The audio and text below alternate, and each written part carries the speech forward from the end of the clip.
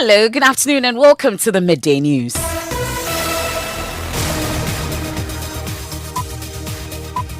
We're live on Joy 99.7 FM in Accra and Kumasi. It's on Love 99.5 FM and over 30 affiliates dotted across Ghana's 16 regions, including Radio Wa in Wa, Kaliawo FM in Akachi, Pad FM in Damango, and ATL FM in Cape Coast. Go digital. We are live on Facebook, Spotify, and myjoyonline.com app. In this edition, scores of people stranded at the Registrar General's Department and other government agencies. A strike by the Civil and Local Government Staff Association takes off across the country. You give them what they deserve. A hungry man will always be a thief. We're live at the ministries here in Accra and Kumasi where offices are shut. Also coming up, Labour Union says it will not accept any excuse from government not to improve their conditions of service for 2022 under the guise of the Ukraine-Russia war. Office of the President confirms its own research reviews high preference for former President John Mahama to lead the NDC in the 2024 general elections. President John Dramani will be the NDC candidate soon. So a fresh candidate is not even contemplated at all. But Director of Research at the Presidency says same research puts the NPP ahead to break the 8. One, internal party struggle is very important. Government party relations at the district level is very, very important. And also opulent life. Minority in Parliament alleges the new system acquired for the implementation of e-levy lacks the capacity to identify those to be exempted from the taxation. It's a cloud, it's a serverless system. If anything happens on the cloud, transactions will get missing.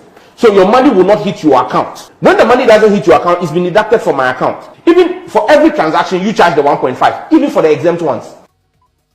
And in sports, questions surround Ghana Football Association's decision to suspend Kenny Pardy for the rest of the season, as many say the GFA have left many cases unattended to.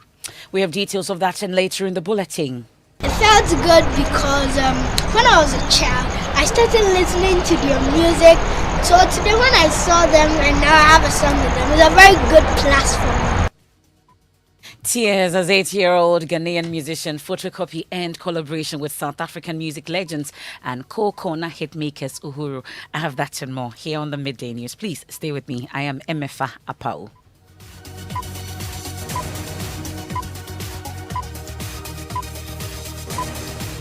Many thanks for your company and thanks for choosing us. This is your home of independent, fearless and credible journalism. This afternoon, scores of people seeking government services such as business and marriage registrations have been left stranded as civil and local government staff CLOGSAC embark on strike over conditions of service. CLOGSAC, in a memo to its members, said it is reactivating its January strike, which it suspended to make way for negotiations with government.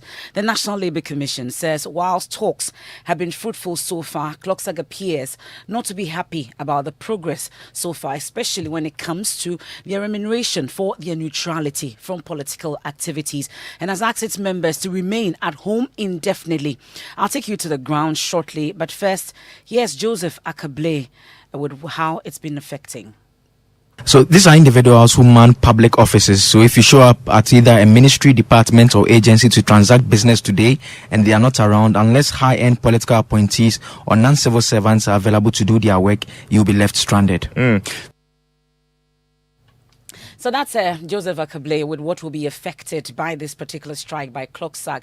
Well, my colleagues Michael Papania Shale here in Accra and Emmanuel Bright Kweku in Kumasi have been engaged in the situation. Papani has just returned from the ministries, departments and agencies. Joins me in the studio. Papani, what's the situation in Accra, you'd say? So, like it is expected of some of these strikes, you expect that those who are there to transact businesses, especially for ordinary Ghanaians, it wasn't possible for them. They go in there only to find out, like most of them, that today no one is going to expect a civil servant who are supposed to be helping you go through the business. At the Registrar General's Department, it was terrible. Many of them from afar, outside of Accra, but had to, decide to go back home. That's the only option I left for them at this moment in time. To renew my company, and I don't know they will go on strike. I didn't even read it on the news. I just came and I saw that they are on strike. So the reason is I have a whole lot of errands to do, so I'll go back to my work. And if I have less time, I'll come. And I don't know the day they are resuming to. You see, and sometimes we renew at the bank. We renew at their bank and we go to other banks for transactions too. Sometimes I'll go for a contract somewhere. I must renew my institution and go for the contract. So you can imagine that. So they've put me to a loss.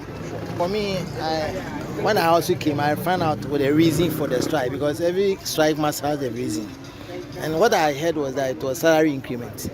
So I believe that the government, when they give promises, it should fulfill it. You see, because the people are working. So once they are working, you give them what they deserve. A hungry man will always be a thief.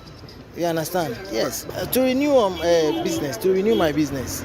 Yeah. So if because of government not doing his part of the bargain, and they have to go strike, it affects we the citizens. So the government must also be proactive in doing any promise that he gives. He should be able to fulfill it. If you say, because he mentioned the 7% increment, and if they haven't received yes, everything they will go on strike. So this is the problem. Right now, today we are all stranded here because the government is not proactive. So the government must also wake up and fulfill whatever promise he gives. Okay, I'm here to do my business registration. I'm in a new registration though. But one thing I've noticed is that when they have to go for strike, they have to alert their citizens, because a lot of us didn't know, and we came here and all we have to know is they are on strike, so we have to go back home. And now on Charlie, petrol, the increase petrol, fare increase, so you will pay car come here, you can't do nothing else and go out there. You know, good. Yeah. Yes, I'm also here to register my business. But for me, everything seems to be new to me. Coming to meet it at this particular point that they are going on strike. Sometimes you wonder why, government institutions don't have to go on strike, because where, we don't see so much happening in the country. Well, so some customers there, Papani, that you interacted with, and you've been finding out from the Ministry of Employment and Labour Relations when it comes to negotiations with CLOSAG. Where are we? Well, so the minister, Bafowa, tells me they are still in talks with them. I'm hoping that by the end of their conversations, this time will be more fruitful, and that the CLOSAG will agree to go back to at post at least. Okay. Well, let's head to Kumasi and check what the situation is there and whether this strike is also biting as hard as it's biting in Accra. Imano, right quickly, what can you report? Okay, so here in the Ashanti region, the CLOSAG members have fully backed off from rendering their services. When I visited some of the offices at the ministries and local governments, particularly the Ghana Statistical Service and Social Welfare Department, the offices were closed with some of the doors having red bands noted to them. In my early engagement with the Ashanti Regional Chairman of CLOSAG, that is Mr. Alexander Obeng, he told me they are going to ensure all the members and the CLOSAG comply with the directive of them embarking on the industrial action. So a task force will be deployed for its implementation. A rather disturbing development over there is that the people who came to these offices were stranded. Those who came there for some inquiries were stranded. They were not stranded at these offices where I met them. To make an inquiry from the social welfare. But when we go here, we're told that they're on strike. They are not working. Yes, so it's a bit dicey. So we need to stop whatever we are doing and just go back to where we're coming from. Yeah, we are affected. If you basically have to travel from a very far distance to make an inquiry and you get here and you can't be attended to, you've wasted whatever money you had on you. So that's some stranded customer there, a stranded customer interacting with my colleague Emmanuel Bright-Quick. Well, the labour unions say they will not accept any excuse from government not to improve their conditions of service from 2022 under the guise of the Ukraine-Russia war. According to the unions, challenges of unemployment and poor conditions of service existed before the war began. Chairman of the Trades Union Congress, Alex Nyakupoku, has been speaking at an organised labour Midday forum. If exchange rate is behaving the way we are seeing it, it shows very much in our pocket, and nobody should tell us. Because just go to a pharmacy, you will see that prices go up every day. And these are medicines. Go to the market, the food prices are going up every day. And these are the conditions we have found ourselves in. And it's very easy to blame the COVID and Ukraine for this. But listen, before Ukraine and COVID, the situation in Ghana was not too good, especially with employment. Therefore, nobody should hide behind COVID and Ukraine to say that Ghana is in this state because of these two events. We will not accept that this year. Therefore, what is due us will come to us. What is due us will come to us. That's the General Secretary, Secretary General of the Trade Union Congress, Dr. Yauba. They're speaking at a pre-Midday forum organized by Labour, and my colleague Samuel Imbura is there for us. He joins us on the line. Samuel Imbura, what are some of the issues that have come up apart from this concern that has been raised by the Labour unions? Well, it does appear that I've just lost Samuel Imbura there on the line. But let me take you to Parliament, where minority there say the new system acquired for the implementation of the electronic transaction levy lacks the capacity to identify those to be exempted from the taxation. Now, this means those performing transactions that are to be exempted will still be deducted when the tax measure takes effect less than 2 weeks. Well, we'll head and speak to the Deputy Ranking on the Communications Committee of Parliament. But let me take you back to Labour-related issues, and Samuel Imbura joins us back on the line with more from that pre-Midday for currently ongoing. And Samuel, we've heard the Secretary General raise concerns about their conditions of service under the guise of the Ukraine-Russian war. What else has come up? So the focus of this organized Labour pre-Midday forum is on protecting jobs and incomes in the era of COVID-19 pandemic and beyond. So the point they are making is that we know very well, or they are making the point that the issues of unemployment and the cedi depreciation existed before the war began. So they think that government should not hide under the war and COVID not to meet their demands for the year 2022.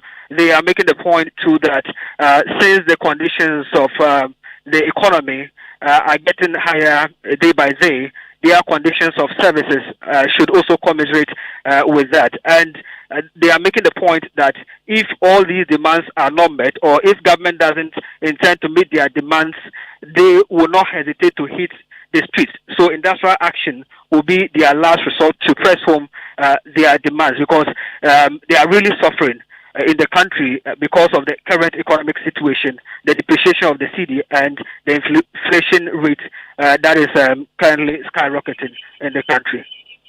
So that's my colleague Samuel Imbura there on the line. And back to our earlier story, I've been telling you about the controversial e-levy, and the minority have started raising some concerns in spite of that injunction for the implementation of the e-levy come 1st May. They say the new system acquired for the implementation of the levy lacks the capacity to identify those to be exempted from the tax.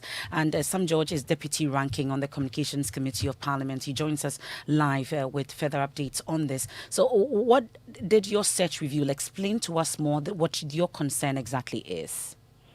All right, a very good afternoon to your listeners and to yourself.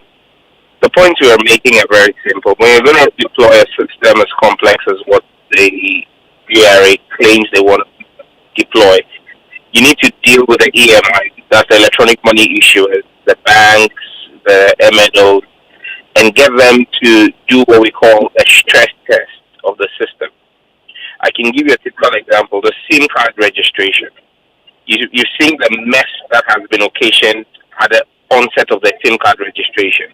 There were 6 different stress tests that were carried out with SIM card registration. And with SIM card registration, you don't have everybody doing it on the same day. Even with the stress test that was carried out and the strengthening of the system, you saw the downtimes that we saw with that system. Now, imagine the quantum of transactions that happen in a day with everybody wanting to do mobile money. And you have a system that has not been stress tested.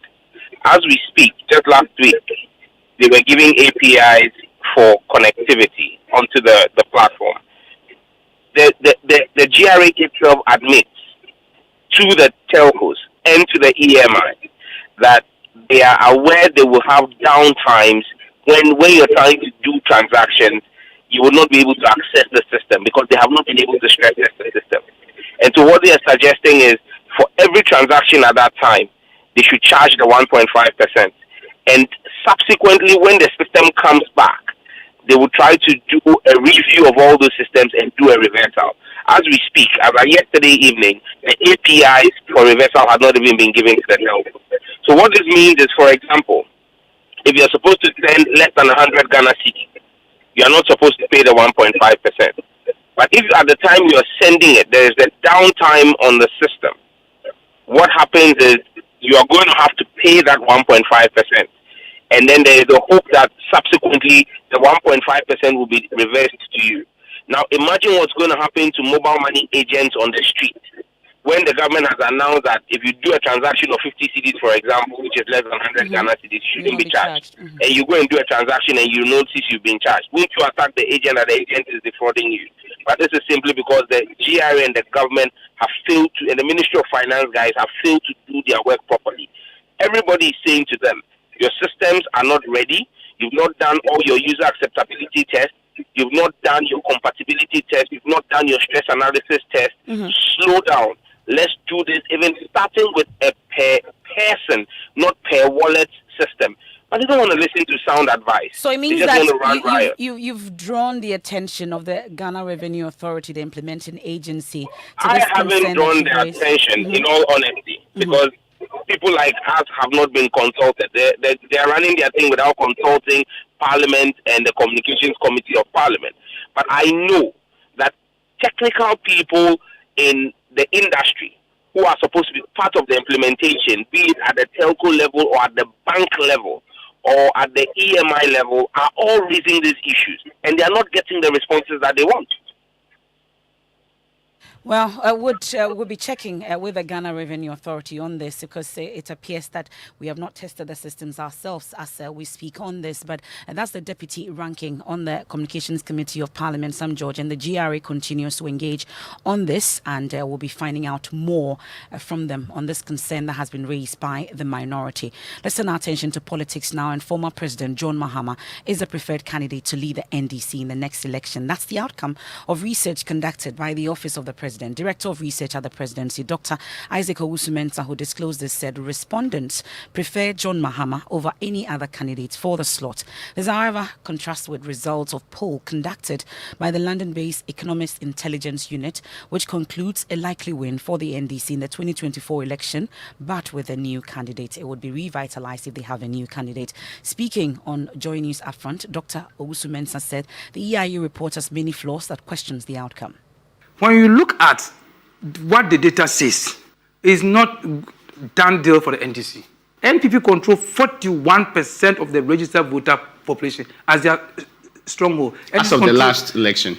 Yeah, as of the last. This may change going forward. Register. But you see, one is very important thing is that the demographics may not change so much, because we have a 2024 election just ahead of us. From the data we have, President Mahama will be the NDC candidate. You will be the NDC candidate. The data we have, because we also speak to people whom do you think should be the NDC presidential candidate. We speak to people who are NDC and people who are not NDC. And for that we have, President John Dramani will be the NDC candidate. So on that basis, you see, the issue is that... So a fresh candidate is not even contemplated? At all. That's what I'm saying. There are others who may be showing interest, but I will be very surprised if they can beat President John Dramani. So you don't think that the NDC's chances will be brightened or revitalized with a fresh candidate? Then we have to look at the data. Okay. But you see, one of the very important thing is that, and I suspect that is why they put us when you have a new candidate, that candidate has never been the president before. But if you have His Excellency John Dramani Mahama as the president, the sense of the past government will follow him because he's been the president before. If you talk about it, they will say, okay, the question is, you were president, what did you do about it? You were president, what did you do about it? You were president, what did you do about it? Did you show any commitment? According to him, studies conducted by the presidency suggest a slim win for the governing NPP in the next election, but the party will have to deal with issues identified by the research team. One, NPP has a stronger advantage into the 2024 election than the NDC. On the basis of what I see around the country, on the basis of people you talk to, but as I said, it's also conditional.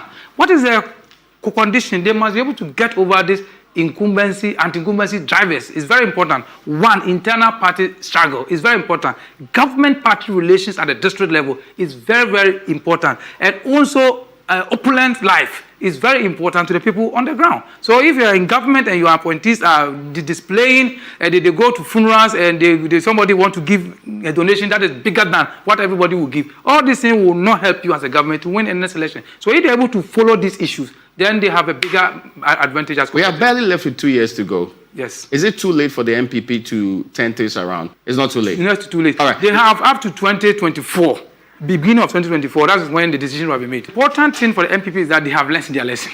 Really? From the 17 presidential candidates up to now, they have learned their lesson. But we are not sure that the number is completed because now we have like 5 or so people already showing it. It may go up to 10. It may go up 10. Yes, different people are still emerging. They are still, we call it in Ghana context. They are testing the waters.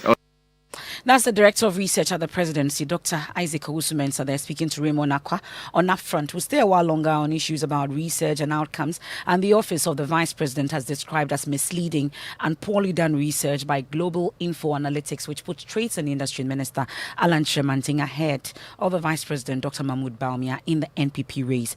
The research, which sampled voters in 34 constituencies, puts the Trade Minister in the lead with 35% ahead of Dr. Bawumia's 28%. But technical advisor to the Vice President, Dr. Kabiru Mahama, is questioning the foundation of the research. This current research, with the greatest of respect, this was poorly done. I can list not less than 5, 6, 7 technical errors. So sampling is the mother source of validity of any research finding. Right. If you get your sampling wrong, you get the research wrong, making it a challenge that if you are telling me you are using a confidence interval of 99%, and that with this particular confidence interval, even if we assume that we don't know the total population of voters because the last register is different from this register, and you are using that particular 99%, invariably your margin of error is 1%, and that will give you a minimum of 16,500 respondents. You are interviewing 5,232 respondents. That is problematic. But Executive Director of Global Info Analytics, Musa Dankwa, says the outcome reflects the state of the country and the popularity of the aspirants. In terms of methodology, in fact, I'm not quite sure where people are faulting us in terms of methodology, in the sense that we did the first tracking poll in January, where we selected about 34 constituencies based on some convenience sampling. And it was for a reason. This time around, we did 68 constituencies. 34 of them were the same places we went last time for a reason. We wanted to see if we repeat the same poll there, what would happen in those specific places. Then we selected additional 34 based on random simulation that we ran using our model. So the extra 34 that were added were selected randomly based on the total number of seats we have in the country. So we didn't have hand in picking those. But going forward in July, everything will be random based. Musa Dankwa there is Executive Director of Global Info Analytics. You're listening to the Midday News. We are live on Joy 99.7 FM in Accra, in Kumasi. It's on Love 99.5 FM. We're also on myjoyonline.com and over 30 affiliates dotted across Ghana's 16 regions. We'll take a quick break. When we return, we turn our attention to football and the GFA's decision. They've been accused of bias following swift suspension of referee Kenny Paddy, found guilty of awarding a dubious penalty to Asante Kotoko during the Kotoko and Hearts game at Babaya Sports Stadium. What has happened surprises me. Hasselhoff filed a case just about 11, 12 days ago, and within that period, we have a decision. When there is an emerging trend that some cases involving some club are dealt with. And later, tears as 8-year-old Ghanaian musician photocopy and collaboration with South African music legends and co-corner hitmakers Uhuru. It felt good because when I was a child, I started listening to their music. So today when I saw them and now I have a song with them, it's a very good plus for me.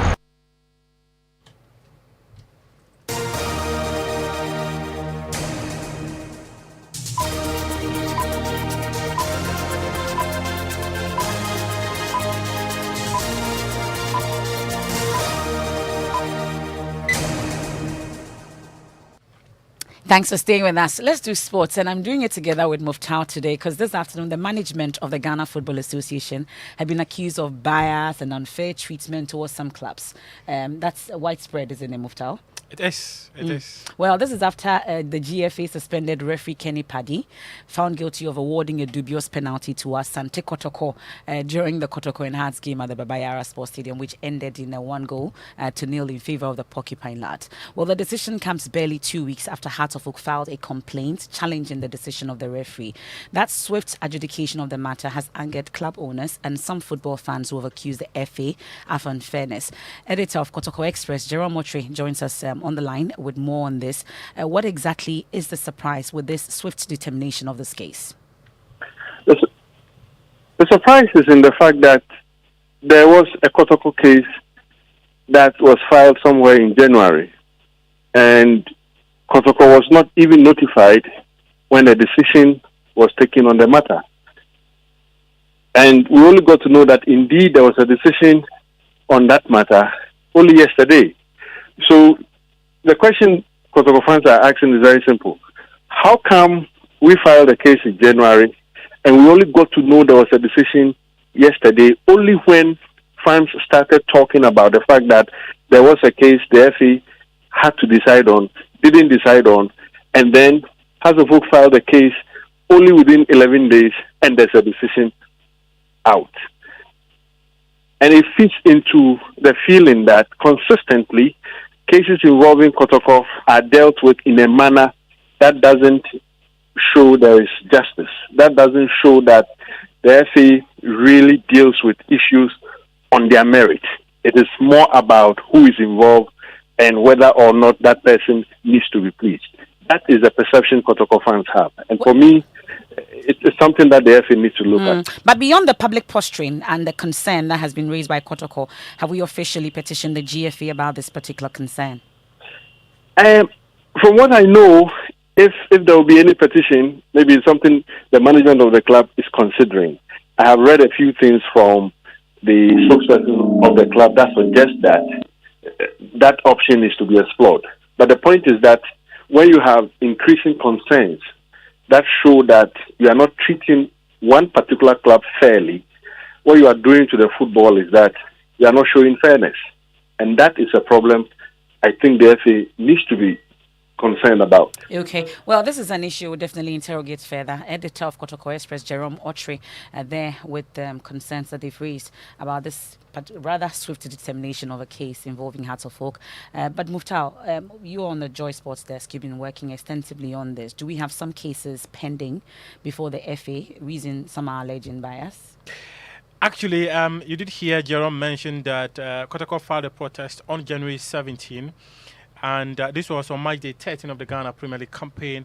And the GFA never communicated to the management of Kumasi Asante Kotoko the decision of the match review panel. And until Kotoko supporters started agitating following the decision of the match review panel to release their statement indicating that the referee, Kenny Paddy, who officiated the Super Clash, has been suspended for the rest of the season. People within the football fraternity knew absolutely nothing about it. But we've been made to understand that the GFA actually reached a decision on the complaint that was filed by Kotoko on February 16th, and they suspended the referee for 6 matches and then his assistant for 4 matches. Well, Muftau Nabila there, thank you very much with the very latest. Now, let's turn our attention to entertainment. And just before we go, we've been talking about Photocopy. That young musician, Kalai Nana Kwache, popularly known as Photocopy, was born the same year the global hit song Corner was released by South African music legends Mafiki Zolo and Uhuru. Even as a baby and a boy, he danced to the song and later chose the members of the group Uhuru as his mentors. Well, finally, some luck and a miracle has happened. Maxwell Agbagba has more from South Africa. Photocopy's father, Kwachi, says his son, even as a baby, moved his body to the rhythm of the song Kona. So I live my life for tomorrow, and every good things we do is for tomorrow. It is evening here at one of the best and reputable recording studios in South Africa, the Kalawa Jasmine Records. I've met here Photocopy and members of his team. The 8-year-old is working on his new song, and after 30 seconds of singing to members of the Uhuru group, they agreed to do a collaboration. This was the point tears started rolling down the cheeks of little Kala. The 8-year-old musician says he was overjoyed when Uhuru agreed to do a collaboration and also be on set to shoot the music video. It felt good because when I was a child, I started listening to their music. So today when I saw them and now I have a song with them, it's a very good plus for me. They should expect more of my blowing hit songs from Photocopy.